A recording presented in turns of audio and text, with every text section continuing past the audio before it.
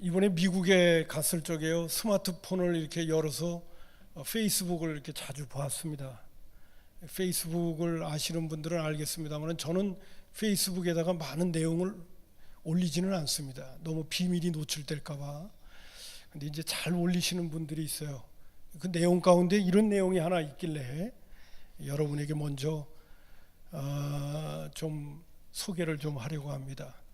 웃는 마음으로 들어주시기를 바랍니다. 일부 예배 때 했더니만요, 심각하더라고요. 여러분 너무 심각하게 듣지 마시고요, 그냥 한번 생각하는 마음으로 그냥 들어주시기 바랍니다. 마귀의 팔복. 1. 피곤하고 바쁘다는 핑계로 교회에 나가지 않는 자는 복이 있나니 그들이 나의 가장 믿을 만한 일꾼이 될 것이며. 2. 목사의 과오나 흠을 보고 트집을 잡는 자는 복이 있나니 설교를 들어도 은혜를 받지 못할 것이며. 3. 자기 교회이면서도 나오라고 사정사정해야만 나오는 자는 복이 있나니 그들은 교회 안에서 말썽꾸러기가 될 것이며. 4. 남의 말 옮기기를 좋아하는 자는 복이 있나니 그들은 내가 가장 좋아하는 다툼과 분쟁을 일으킬 것이요. 5번째, 걸핏하면 삐죽거리는 자는 복이 있나니 그들은 작은 일에도 화를 내고 교회를 곧 그만둘 것이며. 6. 하나님의 일에 인색하고 헌금하지 않는 자는 복이 있나니 그들은 나의 일을 가장 잘 돕는 자일 것이며.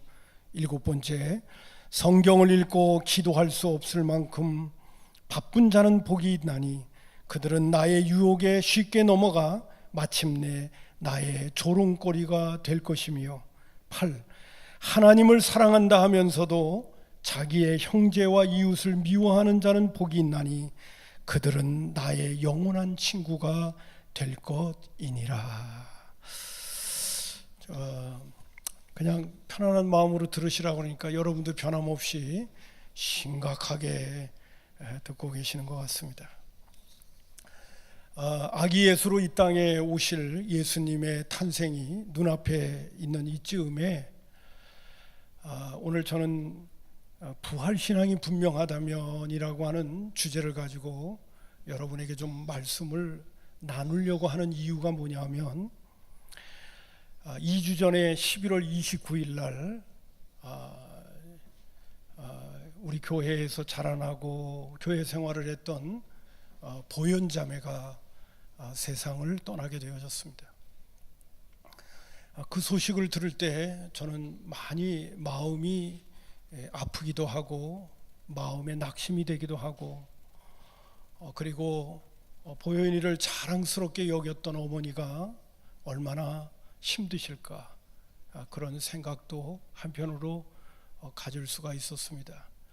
어머니가 그 딸을 정말 자랑스럽게 여겼던 것 가운데 하나는 이번 달 8월 달에 그는 홍콩에 있는 대학에 박사 코스를 받으려고 만반의 모든 준비를 하고 전 장학생이 되어져 가지고 가려고 하는 시점에 있었습니다. 그러다가 갑자기 이제 병이 찾아오게 되어졌고, 그리고 그 짧은 기간 동안에 병을 치료받는 과정 가운데 세상을 떠나게 된 것이죠. 저 자신도 참 마음에 상심이 될 뿐만이 아니라 권사님을 대하면 어떻게 위로할 것인가 하는 마음의 무거운 짐이 제게 있기도 했었습니다. 사실 죄송합니다만 오늘도 나오시질 못했어요. 제가 금요일 날 추모공원에 가서 기도하고 오면서 권사님도 만나 뵈야 되는데 전화하면서 같이 가자고 그렇게 말씀을 드리려고 했는데 자기는 밖에 나가기가 싫고 사람들을 보기가 두렵다고 하는 그런 이야기를 하시면서 요사이 두문불출하고 계시는 것 같습니다. 오늘도 교우들을 만나기가 두려우신가 봐요. 나름대로 어떻게 교우들을 봐야 될지도 본인은 너무너무 힘들으신 것 같아요. 그래서 오늘도 그렇게 나오시지를 못했습니다. 근데 그날 아침 11월 29일 아침 매일 성경 본문이 오늘 저와 여러분이 함께 읽은 이 본문입니다. 부활에 대한 메시지입니다. 그 당시에 고린도 교회 안에는 부활을 믿지 않는 사람들이 곧잘 많이 있었어요. 그래서 바울 사도가 고린도 교회 교인들에게 부활 신앙을 심어주기 위해서, 그리고 부활의 진정한 소망을 가지고 살아가는 참된 그리스도인이 되라고 고린도 식구들에게 메시지를 전했던 그 본문이 바로 보현이가 이 세상을 떠날 때 우리에게 주신 메시지였습니다. 저는 매일 성경을 가지고 늘 큐티를 한 지가 30년이 됐습니다. 그때마다 정말 위로가 필요하고 용기가 필요하고 하나님의 음성을 듣고 결단하고 하나님의 인도를 받아야 된다고 하는 중요한 시점이 있을 때마다 늘 큐티할 때마다 하나님께서 적절한 말씀을 그때마다 주셨던 많은 경험들을 저는 갖고 있습니다. 이번에도 보현이가 세상을 떠났을 때 주님이 나에게 주신 말씀은 부활신앙이었습니다. 이 땅이 전부가 아니라는 것입니다. 예수 믿는 그리스도인들은 영원을 잇대어 사는 것이고 영원한 하늘나라를 소망 가운데 바라보며 사는 것이고, 뿐만 아니라 부활의 소망을 가지고 살아가는 것이 그리스도인임을 우리에게 분명하게 언급하고 계시는 거예요.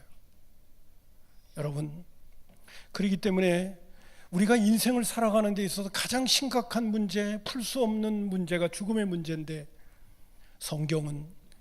성경에 있는 말씀을 우리가 제대로 믿기만 한다면 인생에 아무리 심각한 문제가 있더라도 하나님의 말씀으로 다 풀어내는 거예요. 하나님의 말씀 앞에 모든 답이 있는 것입니다. 나는 아무쪼록 성산의 가족들이 오직 성경으로 돌아가서 하나님의 말씀을 잘 믿을 수 있는 믿음의 눈이 열리고 믿음의 사람들이 되어져서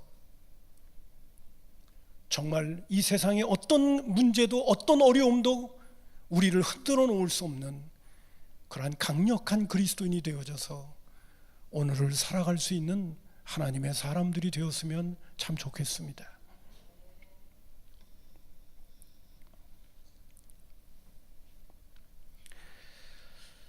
고린도 교회 교인들 가운데도 하나님을 믿는다고 하면서 이 불신앙의 요소 가운데 있었던 사람들이 곧잘 많이 있었어요. 그래서 바울 사도가 오늘 제가 16절부터 본문을 보았습니다만 12절에 이런 말씀이 나옵니다. 그리스도께서 죽은 자 가운데서 다시 살아나셨다 전파되었거늘 너희 중에서 어떤 사람들은 어찌하여 죽은 자 가운데서 부활이 없다 하느냐 그랬어요. 신앙생활을 한다고 하면서도 부활신앙은 믿지 못하는 사람들이 있었다는 것입니다. 여러분, 우리의 이성적인 자연의 논리와 그리고 현실주의적인 감각을 갖고 있는 사람들은 절대로 부활신앙을 믿을 수가 없습니다. 이건 죽음 너머의 세계고 하나님의 신비의 세계고 하나님의 능력의 세계이기 때문에 그래요. 바울 사도가 사도행전 26장에 보게 되면 아그리빠 왕 앞에서 메시지를 전하는 그 자리에서 그랬습니다. 여러분들은 어찌해서 하나님이 죽은 자를 살린다는 것을 어쩌면 그렇게 믿지들을 못하십니까? 하나님이 그렇게 못하실 분입니까? 하는 메시지를 전하는 부분을 볼 수가 있어요. 여러분, 우리가 육신에만 마음이 빼앗겨 있고 현실적인 논리와 현실적인 이론만 갖고 있게 되어지면 우리는 절대로 죽은 사람이 살아난다는 것, 이거 정말 믿을 수가 없어요. 이거는 성령님께서 우리 가운데 오셔서 믿음을 주셔야만이 갖게 되어지는 신령한 은혜인 줄로 믿습니다. 그래서 우리가 부활신앙을 가진 사람은요, 정말 놀라운 축복을 받은 사람이에요. 하나님이 그 믿음을 줬기 때문에 그런 거예요. 사실 예수님 당시에도요, 하나님을 믿는다고 하면서 부활신앙을 갖지 않았던 사람들이 있어요. 그 사람들을 사두개인이라고 얘기하는 거예요. 그래서 예수님 앞에 와서 짓궂은 질문을 하면서 부활이라고 하는 건 정말 못 믿을 일이라고 하는 것을 예수님 앞에 질문을 던졌어요. 그랬더니 예수님께서, 제가 그냥 제 표현을 한다면 비스듬히 웃으시면서 그에게 권면의 말씀을 하시는 내용이 나와요. 그 내용이 뭐냐 하면, 너희는 하나님에 대해서 오해하고 있다 하시면서, 구약에 보게 되면 하나님께서 이렇게 말씀하시지 않았느냐? 나는 아브라함의 하나님이요 이삭의 하나님이요 야곱의 하나님이다. 아브라함도 살다 죽었고 이삭도 살다 죽었고 야곱도 살다 죽었는데, 하나님은 아브라함의 하나님도 되고 이삭의 하나님도 되고 야곱의 하나님이라고 하는 말씀을 하는 것은, 하나님은 이 현실적인 시간의 개념을 초월해서 영혼을 잇대어서 사시는 분이라는 것을 언급을 하는 거예요. 그러면서 하는 말씀이, 하나님은 죽은 자의 하나님이 아니라 산 자의 하나님이시다. 하나님 앞에서는 모든 사람들이 살아있느니라. 이렇게 예수님께서 말씀을 해주셨어요. 여러분, 오늘도 부활의 근거에 있어서 첫 번째는 뭐냐면, 하나님은 죽은 자의 하나님이 아니에요. 하나님은 산 자의 하나님이셔요. 그래서 오늘 우리가 육신을 입고 이 땅에 사는 날 동안에 태어나는 것은 순서가 있지만은 죽는 것은 순서가 없이, 어떤 때는 일찍 이 세상을 떠날 수 있고 늦게 이 세상을 떠나든지 노안으로 세상을 떠나든지 간에, 이 세상을 떠나면 우리가 육신의 장막을 벗는 순간 모든 게 끝난다고 생각하면 안 되고, 내가 죽음을 맛본다고 해서 그 죽음이 죽음으로 끝나는 것이 아니라, 우리는 죽는 순간 하나님 앞에 서게 되어지는데, 하나님은 죽은 자의 하나님이 아니라 산 자의 하나님이시기 때문에 우리는 하나님 앞에 다 산 자로 가 있게 되는 거예요. 아멘. 그래서 죽음을 탁 뛰어넘는 거예요. 그냥 하나님은 죽은 자의 하나님이 아니에요. 죽은 자와는 하나님과는 상관이 없어요. 하나님은 살아계신 분이고 산 자의 하나님이기 때문에, 하나님 앞에서는 모든 사람들이 살아있느니라는 말씀을 하시면서 산 자의 하나님 되심을, 그러니까 다시 말씀드려서, 아브라함도 하나님 앞에서는 살아있고 이삭도 하나님 앞에서는 살아있고 야곱도 하나님 앞에서는 살아있는 거예요. 그래서 예수님께서 십자가에 못 박혀 죽으셨지만은, 예수님께서 사흘 만에 사망 권세를 이기시고 부활하셨는 줄로 믿습니다. 그래서 부활의 근거는 첫 번째, 하나님이 산자의 하나님이시기 때문에 그렇고, 두 번째는 하나님께서 예수님을 죽은 자 가운데서 부활시킴으로 말미암아 우리에게 있어서 첫 열매가 되셨다고 말씀하셔요. 20절에 나오는 말씀이죠. 첫 열매란 뭐냐? 우리에게 부활의 샘플이 되셨다는 거예요. 예수님이 저렇게 사망 권세를 이기시고 부활하신 것처럼 우리도 그렇게 될 것이라고 하는 것을 제일 먼저 보여주신 분이 예수님이다. 하나님이 그렇게 하신 것이다. 그러므로 예수 믿는 그리스도인들이 구원받고 하나님의 자녀로 오늘 이 땅에서 살 때의 진정한 소망의 궁극적인 목표가 어디 있느냐라고 한다면, 예수님이 부활하신 것처럼 우리도 그날에 부활할 것이라는 믿음을 갖고 사는 것이 구원의 궁극적인 모습이라고 하는 거예요. 할렐루야.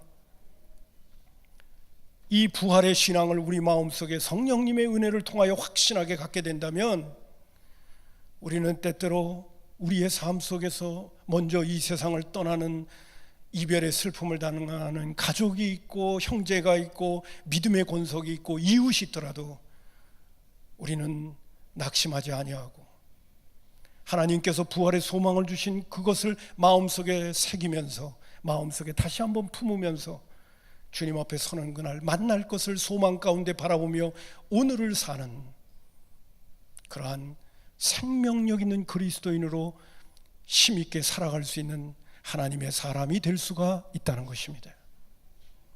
이 은혜들이 여러분 안에 늘 충만할 수 있기를 주님의 이름으로 축복합니다.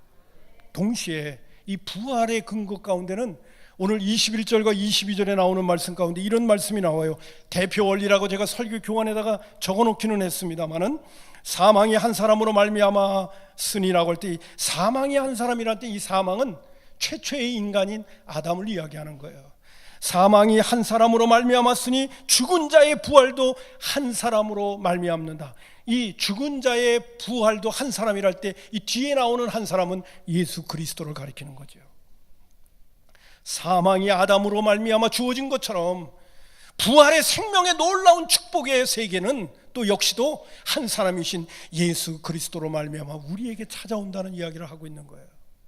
동시에 22절에 아담 안에서 모든 사람이 죽은 것 같이 그리스도 안에서 모든 사람이 삶을 얻으리라.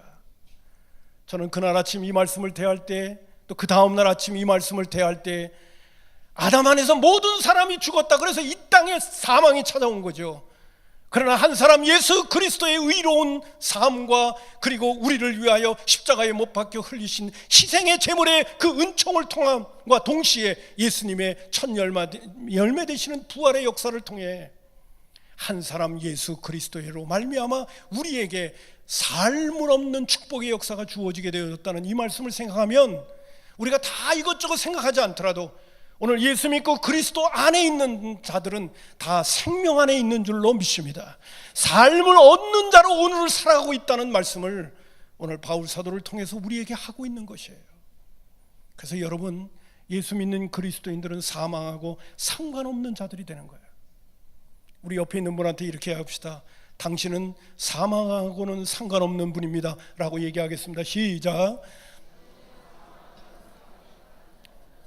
우리는 예수님 때문에 놀라운 축복의 주인공들이 되는 거예요.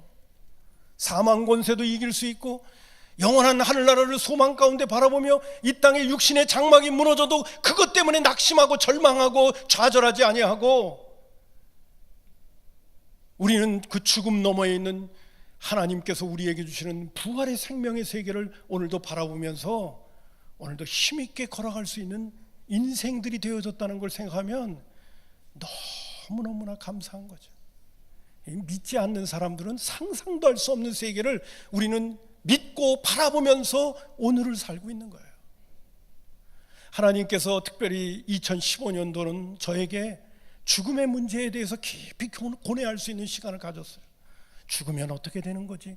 아니, 예수 믿고 구원받고 목사가 돼가지고 아니 왜 그런 부분들을 다시 고민하게 만드시는지는 몰랐는데, 오늘도 너무 많은 그리스도인들이 예수를 믿노라 하면서 예수를 믿는 신앙을 너무 이 땅에 있는 것들에만 목표를 두고 살아가고 있는 모습을 보면서 진정한 복음이란 무엇인가, 하나님이 우리에게 주시는 진정한 복이란 무엇인가를 우리에게 바르게 드러내 보여주려고 하기 위하여 우리에게 영원한 생명, 부활의 생명, 영원한 하늘나라, 이것이 정말 놀라운 축복이라고 하는 것을 우리에게 다시 한번 다가올 수 있도록 만들어 주시려고 저에게 먼저 죽음의 문제에 대해서 깊이 다시 한번 고뇌하게끔 만드신 거예요. 여러분, 이 땅에 있는 거는 있다가 없어지는 거예요. 이 땅에 있는 거는 항상 즐겁고 항상 좋고 항상 나에게 만족을 줄 수 있는 것이 아무것도 없습니다. 그러나 하나님께서 우리에게 궁극적으로 주시려고 하는 영원한 하늘나라, 하나님의 나라, 천국, 분명뿐만 아니라 부활의 생명의 세계, 이 세계는 이 땅에서 그 어떤 행복으로도 바꿀 수 없는 가장 소중한 가치의 세계를 하나님께서 우리에게 주시는 거예요. 할렐루야.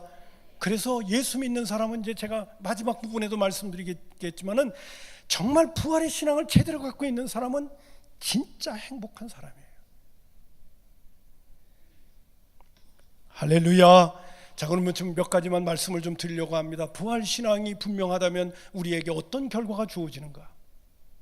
첫 번째는요, 17절에 있는 말씀 가운데 이런 말씀이 있습니다. 그리스도께서 다시 살아나신 일이 없으면 너희의 믿음도 헛되고, 이건 예수님의 부활을 믿지 못하고 부활이 이루어지지 않는다고 한다면이라고 하는 말씀으로 언급을 하고 있는데, 너희의 믿음도 헛되고 너희가 여전히 죄 가운데 있을 것이요 그랬어요.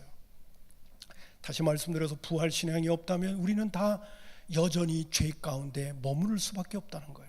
근데 여러분, 거꾸로 뒤집어 보십시오. 첫 번째, 부활 신앙이 있다면 죄의 문제를 해결받고 사는 거예요. 할렐루야. 여러분, 이 세상에 있는 모든 고통, 슬픔, 좌절, 시기, 질투, 미움, 질병, 그리고 궁극적인 죽음의 문제가 그 원인이 다 어디서부터 시작되었습니까? 그게 바로 다 죄 때문에 시작된 거예요. 여러분, 요새의 그 드라마 가운데는 사극들이 나오잖아요. 조선시대 때, 뭐 고려시대 때 있었던 얘기. 요새는 뭐 조선시대 후기에 있었던 장사의 신이라고 하는 뭐 그런 드라마도 하고 옛날 얘기들이 많이 나와요. 근데 그 얘기 가운데 보게 되면 작가들이 인간의 문제를 풀어가는 데 있어서 얼마든지 주어진 현실 가운데 그저 편안하게 넉넉하게 살아갈 수 있는데 서로 시기하고 질투하고 누가 더 높아져야 될 것인가, 뭐 이런 문제나 누가 더 많이 가질 것인가, 이런 것 때문에 막 경쟁하고 사람 마음속에 있는 그 부패하고 타락한 본성 때문에 주어지는 그 욕망이 작동해가지고 다른 사람을 누르고 다른 사람을 해코지해서 내가 높아지려고 하는 그런 갈등의 문제들이 만연하게 있으면서 그 삶의 자리가 얼마나 심각하고 불행하고 그리고 고통스럽고 아픔이 있고 슬픔이 있고 막 그런 문제들로 얽히고 설켜 있는 그런 모습들을 보게 되어져요. 근데 여러분, 그런 문제들이 왜 주어지는지 아십니까? 그거는 바로 죄 때문인 거예요. 하나님이 인간을 처음에 만들 때 병들어서 죽어가도록 만들지 않았어요. 하나님이 인간이 처음 만들 적에는 죽음 가운데 있게 만들지 않았어요. 근데 이 땅에 죄가 들어옴으로 인하여 모든 고통과 어려움과 문제들이 오늘도 이 땅에 만연하게 되어진 거예요. 그런데 여러분 보세요. 부활신앙이 우리 가운데 있게 되어지면 우리는 죄의 문제를 해결받고 살게 되는 줄로 믿습니다. 부활신앙은 우리로 하여금 죄에서 용서함도 받게 만드시고 부활의 생명 되시는 주님이 우리 가운데 오셔서 우리로 하여금 죄를 이길 수도 있도록 만들어주시는 은혜가 우리 가운데 주어져서 오늘 예수 믿는 그리스도인들이 하나님 앞에 감사하면서 살 뿐만 아니라 주변에 있는 사람들에게 빛과 소금으로 살아갈 수 있는 그 근거가 어디에 있느냐? 바로 주님이 우리에게 부활의 신앙을 주셨기 때문인 줄로 믿는 것입니다. 아멘입니다. 그래서 여러분, 부활신앙을 가진 사람의 첫 번째 주어지는 결과는 죄의 문제를 해결받고 산다. 할렐루야. 죄의 문제를 해결받았다는 이 자체는 다른 말로 표현한다면요, 오늘 우리의 인생의 모든 문제의 답을 하나님의 말씀에서 찾을 수가 있다는 거예요. 아무리 답답하고 왜 이런 문제가 있는가 생각하더라도 하나님의 약속의 말씀을 붙들면 모든 문제가 다 풀리게 되어지는 거예요. 그 문제가 풀려지게 되어지는 마지막 궁극적인 인생의 문제가 죽음의 문제인데, 하나님께서 예수 그리스도를 통하여 인생의 가장 심각한 죽음의 문제까지도 부활이라고 하는 걸 통해서 우리에게 풀어주시는 거죠. 이 인생에 어떤 문제가 있어도 풀지 못할 문제가 하나님의 말씀 안에는 없는 거예요. 여러분, 우리가 믿음을 가지고 하나님의 약속을 붙들고 하나님께서 우리에게 주시려고 하는 은혜의 세계를 믿음으로만 받아들일 수 있는 역사가 일어난다면 예수 믿는 그리스도인들은 이 땅에서 살면서도 가슴을 피면서 살게 되는 줄로 믿습니다. 여러분, 그런 믿음의 주인공들이 될 수 있기를 주님의 이름으로 축복합니다. 왜냐? 죄의 문제를 해결받고 살고 있기 때문에 그래요. 두 번째로는 오늘 18절에 있는 말씀 가운데 보니까 이런 말씀을 하고 있습니다. 또한 그리스도 안에서 잠자는 자도 망하였으리니. 부활신앙이 없다면 그리스도 안에서 잠잤다 하더라도 망한다는 거예요. 그러면 부활신앙이 있다면 어떻게 된다는 겁니까? 망한다는 말의 반대말은 무슨 말이에요?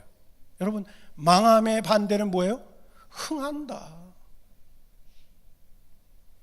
여러분, 부활신앙을 가진 사람은 다 흥하게 되는 줄로 믿습니다. 흥한다는 말은 다른 말로 표현한다면 승리한다는 이야기예요. 부활신앙을 가진 사람에게는 승리를 하나님께서 보장해 주신다는 것을 우리에게 말씀해 주고 계시는 거예요. 이번에 제가 이제 아버님이 요양병원에 계셔서 이제 가게 되어졌잖아요.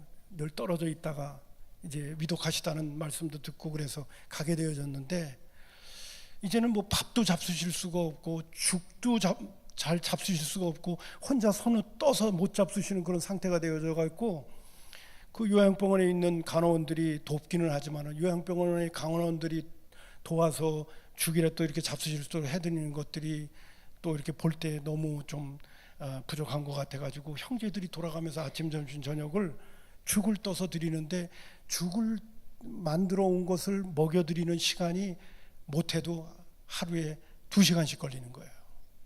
2시간 동안 잡수시는 거예요. 그걸 또 먹여 드려야 되는 거예요. 그래서 저는 그때 느낀 게 있어요. 야, 밥이 식도로만 잘 넘어가는 것도 대단하다, 이런 생각이 들더라고요. 이 노안이 되다 보니까 이 음식이 입으로 들어가서 식도로 넘어가지 않고 기도로 넘어가는 거예요, 이게. 그래서 음식을 그 죽을 넘기다가 기침을 하시는 거예요. 사람 그래도 영양분이 공급돼야 생명이 연장되잖아요.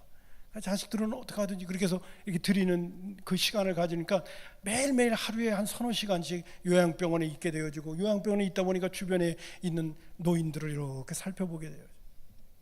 살펴보면서 느낀 게 뭐를 느끼게 되느냐면, 야, 인생은 참 허무하다.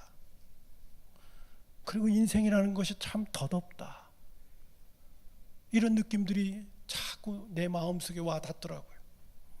그리고 인간이 부패하고 타락한 본성을 갖고 있고, 그리고 영원한 하늘나라까지 내다볼 수 있는 믿음의 눈이 없게 되면 사람은 이 땅에 있는 것에만 목표를 두기 때문에, 이 땅에 목표를 두게 되면 철저하게 자기중심적으로 살게 되어지고, 자기중심적으로 살게 되어지면 그것은 의미 있고 보람되고 가치 있게 살기가 어려워요. 그러니까 인간이 삶이 끝나게 되어지고 죽음 앞에 서게 되어지면 어떤 문제가 되어 주어지냐 하면 삶에 대한 후회스러움이 많아지는 거예요.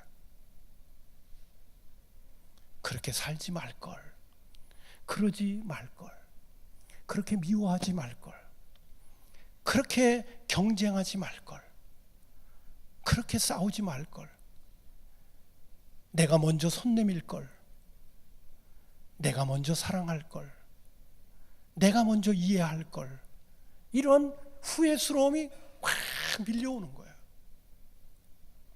그 말이, 그 의미가 뭐냐 하면, 우리가 인생을 살게 되어지면 그 인생을 살아가는 모든 것들이 헛되기도 하고 후회스럽기도 하고 그리고 덧없게 되어지는 우리의 모습들을 보게 된단 말이죠.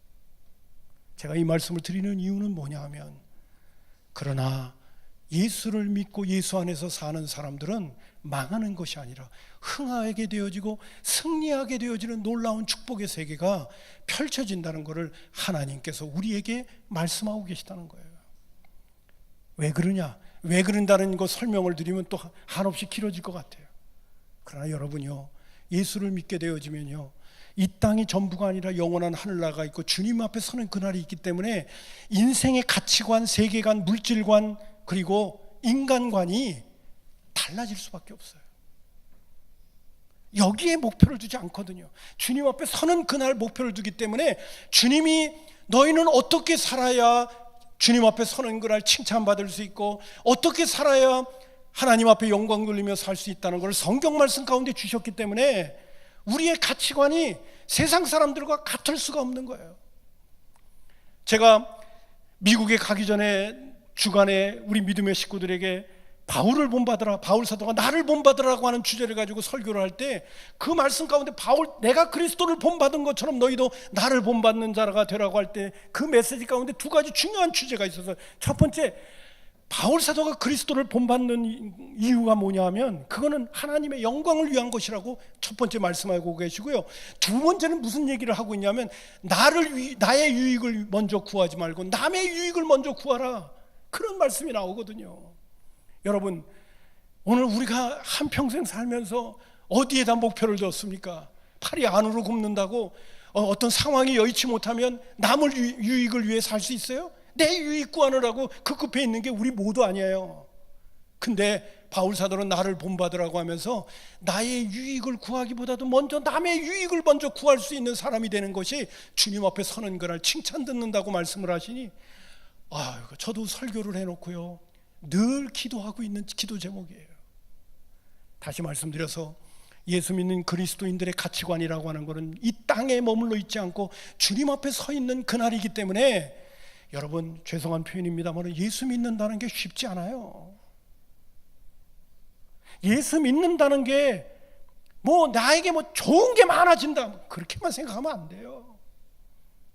예수 믿는다는 거는요, 때로는 주님의 뒤를 따르는 길이기 때문에 고난도 있고, 오늘 어떤 때는 손해도 보는 문제도 있고, 어떤 때는 나의 그런 권리도 내려놓아야 하고, 남을 생각해야 되는 그러한 입장들이 많아지기 때문에 포기하고 내려놓고 그리고 양보하고 그래야 될 때가 곧잘 많아지게 된단 말이죠. 그것들이 우리로 하여금 제대로 우리의 삶을 살아가는 데 이때 쉽게 살게끔 만들어주질 않죠. 아멘입니다. 그러나 그렇게 살게 되어지면 그것이 바로 진정한 승리라고 말해주고 있고, 그것이 망하는 것이 아니라 그것이 흥하는 것임을 성경은 우리에게 말해주고 있는 거예요. 저는 때때로 여러분, 제가 이런 얘기를 해서 죄송합니다마는, 교회가 부흥한다, 교인들이 많아진다, 교인들이 많아져서 어쩌란 말입니까? 그들이 예수 믿고 구원받는 것도 좋지만은 그들은 반드시 예수님을 본받아야 되는 거예요. 예수님을 본받기 위해서는 나를 위해 살면 안 되고 하나님을 위하여 살아야 되고, 나의 유익을 구하는 자로 살아서는 안 되고 남의 유익을 먼저 구하는 자로 살아가야 하는 것이 예수 믿는 그리스도인의 삶인데, 그런 삶을 강단에서 선포하고 그것이 주님 앞에 서는 그날 칭찬받는 일이고 주님 앞에 상 받는 일이라고 메시지를 전하더라도, 현실이 있고 육신이 있고 나라고 하고 부패하고 타락한 본성을 갖고 있는 나라고 하는 존재가 그런 말씀을 들을 때 그게 그렇게 즐거운가요? 도망가고 싶지요. 제가 우스갯소리로 드리는 말씀들이 있기도 하잖아요. 괜히 예수 믿었네, 그런 생각이 안 들겠어요? 그런 생각이 들게 만드는 메시지를 전하고 있는데 어디에 거기에 부흥이라는 게 있을 수 있겠습니까? 육신을 거슬려야 하고 내가 좋아하는 것들을 내려놔야 하고 주님이 기뻐하시는 것에 내 마음을 들이며 어떠하든지 하늘에서 오는 성령의 충만함을 덧입어서 오늘도 하나님의 뜻대로 살아가는 힘 있는 그리스도인이 되기 위하여 한 번 더 엎드려야 되고, 한 번 더 하나님의 말씀을 묵상해야 되고, 한 번 더 하나님의 은혜를 구하며 나 자신을 쳐서 복종시키는 일이, 그게 쉬운 일이란 말입니까? 어렵고 힘든 일인데 그 길을 가야 되거든요. 누가 그렇게 가려고 하겠어요? 거기에 부흥이라는 단어가 사용될 수 있습니까? 거기에 많은 사람들이 그렇게 살면 행복해져 그런다고 막 몰려들 수 있겠어요? 그럴 수 없는 거예요. 그러나 중요한 부분이 있습니다. 먼저 믿은 저와 여러분이 하나님의 뜻을 받들어서 성경으로 돌아가서 하나님이 원하시는 참된 길에 눈을 뜨고 성령의 사람들이 되어져 살아가게 되어지면 하늘의 은혜가 우리 가운데 임하면서 그렇게 살아가는 것이 행복하게 되어지고, 그렇게 살아가는 것이 능력이 되어지고, 그렇게 살아가는 것이 복된 것인가를 우리가 누리게 되어질 때에 내 주변에 있는 사람들이 우리의 삶을 통하여 나도 저렇게 살아가고 싶다는 것을 우리가 보여주지 않으면 그들은 주께로 나올 수가 없단 말이에요. 여러분, 믿지 않는 사람들에게 무슨 미끼를 던져가지고 교회에 나오게 만들 수는 없어요. 복음 자체가 능력이 있기 때문에 제대로 복음에 눈이 뜨게 되어지면 복음처럼 행복한 게 없는 거예요. 그거는 오직 성령님만이 해내시는 일이에요. 성령님만이 그 일을 이루게 하시는 분이에요. 나는 성산의 가족들이 오늘 2부 시간에 이런 말씀까지 드리려고 하지는 않았는데, 여러분, 복음에 눈 뜰 수 있기를 주님의 이름으로 축복합니다. 성경으로 정말 돌아갈 수 있기를 바라요. 성경은 우리에게 이 땅에 사는 것에 그 얄팍한 삶의 그러한 질에다가 행복을 주도록 만들지 않아요. 영원한 것에다가 진정한 행복의 가치를 두고 우리를 부르고 계시는 거예요. 거기에 눈 뜨게 되어지면 우리는 거기에 다 미쳐버리고 마는 거예요. 그게 복음이에요. 나는 여러분에게, 여러분이 힘들고 어려워도 진짜 행복이 뭔가, 진짜 기쁜 소식이 뭔가, 그걸 여러분에게 부지런히 전하고 있는 거예요. 지금 거기에는 육신적이고 세상적이고 인간적인 것에 대해서 끊임없이 나에 대해서 도전하게 만드는 그런 거부 반응이 계속 여러분에게는 일어나고 있을 거예요. 그러나 그것을 극복하고 하나님이 우리에게 주시려고 하는 참된 복의 기도의 제목을 삼으면서 믿음으로 나아가려고 할 때 세상이 주지 않는 진정한 세계에 눈뜨게 되고 진정한 기쁨의 세계에 대해 눈뜨게 되어지고, 오늘 제가 여러분에게 말씀드리는 죽음의 문제까지도 넉넉하게 극복하면서 죽음 앞에서도 웃을 수 있는 그러한 승리자가 되는 줄로 믿습니다. 망하는 게 아니라 흥하는 거예요, 그게. 그래서 바울 사도는 부활에 대한 메시지를 믿음의 식구들에게 전하다가 마지막 고린도전서 15장 마지막 절에 15장 57절과 58절에 이렇게 믿음의 식구들에게 권면합니다. 우리 모두에게 부활신앙이 분명하다면 우리 주 예수 그리스도로 말미암아 우리에게 승리를 주시는 하나님께 감사하노니. 한번 그 말씀 한번 띄워주세요. 마지막 부분, 그러므로 내 사랑하는 형제들아 견실하며 흔들리지 말며 항상 주의 일에 더욱 힘쓰는 자들이 되라. 이는 너의 수고가 주 안에서 헛되지 않을 줄을 알미라. 그리스도 예수 안에서 우리에게 승리를 주시는 하나님께 감사하라고 하면서, 그러면서 주의 일에 더욱 힘쓰는 일만이 헛된 일이 아니기 때문에 주님 앞에 서는 그날 주님께서 상 주실 것을 바라보며 믿음으로 전진할 수 있는 하나님의 사람들이 되라고 권면하고 계시는 줄로 믿습니다. 이런 자들이 망하지 않는 거예요. 이런 자들이 흥하는 거예요. 끝에 가서 웃을 수 있는 사람이 그 사람이 승리자인 거예요. 부활신앙을 가진 사람은 이런 승리의 축복이 우리에게 찾아오게 되는 줄로 믿습니다. 마지막 세 번째, 부활신앙이 분명하다면 어떤 결과가 주어지느냐. 19절에 있는 말씀 가운데 만일 그리스도 안에서 우리가 바라는 것이 다만 이 세상의 삶뿐이면 모든 사람 가운데 우리가 더욱 불쌍한 자라고 그랬어요. 여러분, 더욱 부활신앙이 없다면 더욱 불쌍한 자들이죠. 그럼 거꾸로 뒤집어 보세요. 부활신앙이 분명하다면 더욱 행복한 사람이죠. 이걸 제가 좀 더 표현을 빈다면 부활신앙이 분명한 사람은 가장 행복한 사람이에요.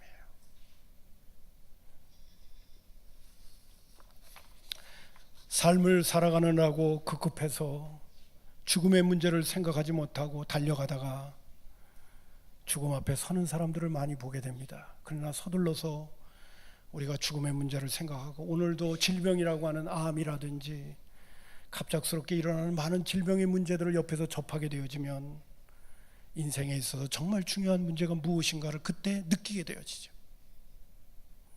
인생에 있어서 가장 중요한 문제는 돈도 아니고 세상의 어떤 명예와 권세와 부귀영화도 아니고 이 죽음의 문제를 어떻게 대처할 것인가에 놓여지게 되는 거죠. 근데 성경은 그것에 대해서 답을 주잖아요. 부활신앙으로 답을 주잖아요. 이 믿음을 가진 사람은요, 제일 행복한 사람이에요. 또 좀 더 제가 말씀을 드린다면, 예수 믿는 그리스도인들, 부활신앙을 가진 사람이 가장 행복한 사람이라고 하는 이 말씀을 드릴 때는 마태복음 13장에 나오는 천국 비유 가운데 밭에 감추인 보화 이야기가 나와요. 천국은 마치 밭에 감추인 보화이기 때문에 다른 사람은 그 밭에 보화가 감춘 줄을 모르기 때문에 전 재산을 팔아서 그 밭을 사는 사람을 우습게 여기고 손가락질하고 미련하고 어리석다고 얘기지만은, 그러나 밭에 감추인 것을 알고 있는 그 농부는 자기의 전 재산을 팔아서 그 밭을 사면서 그 속에서 그는 만면의 행복감과 희열을 느끼면서 그 밭을 사게 된다는 이야기죠. 그게 바로 부활신앙을 갖고 천국을 정말 믿음으로 바라보면서 소망 가운데 살아가는 사람들이 누리는 행복임을 성경은 우리에게 말해주고 있는 거예요. 아무쪼록 성산의 가족 여러분, 진정한 복이 무엇인가를 다시 한번 생각하세요. 우리가 육신을 입고 이 땅에 살다 보니까 세상에 들려오는 소리가 너무 많다 보니까 이것도 갖고 싶고 이것도 누리고 싶고 이런 사람이 돼보고 싶고 세상 사람들이 부러워하는 그런 것들이 행복인 것처럼 여기지만은 그것은 진정한 행복이 아니에요. 진정한 행복은 하나님의 약속 속에 있는 거예요. 난 그것에 눈뜰 수 있기를 바라고, 그 부분에 정말 산 믿음을 갖기 위하여 몸부림치는 믿음의 식구들이 되었으면 참 좋겠어요. 여러분, 부활신앙은 우리로 하여금 죄의 문제를 해결해 줍니다. 부활신앙이 분명하다면 우리는 승리자가 되도록 주님이 우리를 보장하십니다.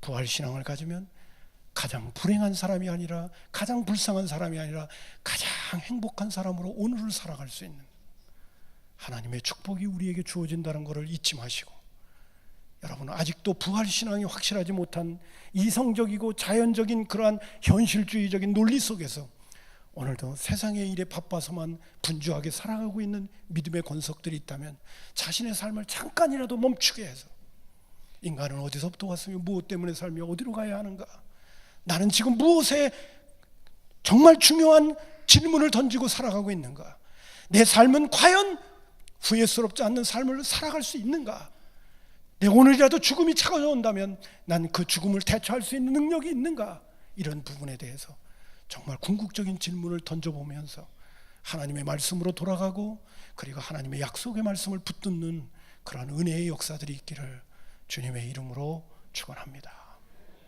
기도하겠습니다. 하나님